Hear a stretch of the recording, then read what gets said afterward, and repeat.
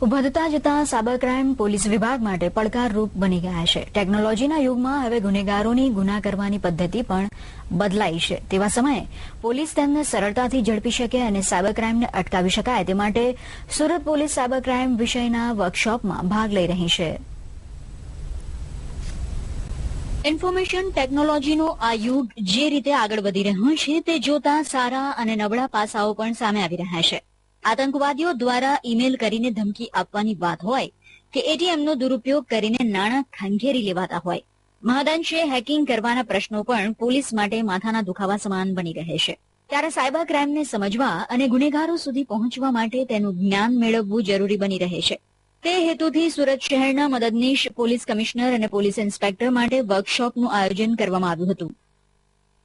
आज के ज़माने में साइबर क्राइम का महत्व धीरे धीरे बढ़ता जा रहा है और आने वाले समय में भी काफ़ी क्राइम्स इंटरनेट के माध्यम से किए जाएंगे.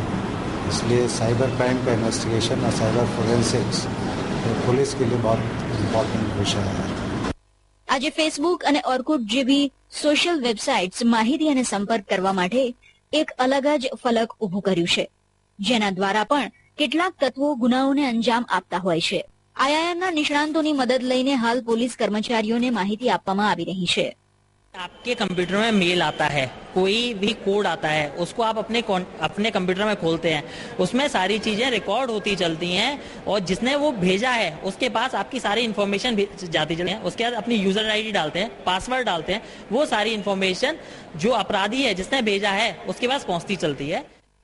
સાયબર ક્રાઇમ આધુનિક યુગની જ દેન છે, તેને સૌ કોઈ સ્વીકારશે. આ પ્રકારના ક્રાઇમને સમજવા માટે ટેકનોલોજીનું જ્ઞાન પણ હોવું જરૂરી બને છે. છેલ્લા એક દાયકામાં સાયબર ક્રાઇમ વધ્યો છે, જ્યારે વર્ષોથી પોલીસ વિભાગમાં ફરજ બજાવતા અધિકારીઓને આજની ટેકનોલોજીનું ખૂબ જ ઓછું જ્ઞાન છે. તેથી તેઓ સાયબર ક્રાઇમને અટકાવવા માટેનું જ્ઞાન કેટલું ગળે ઉતારી શકે તે યક્ષ પ્રશ્ન છે.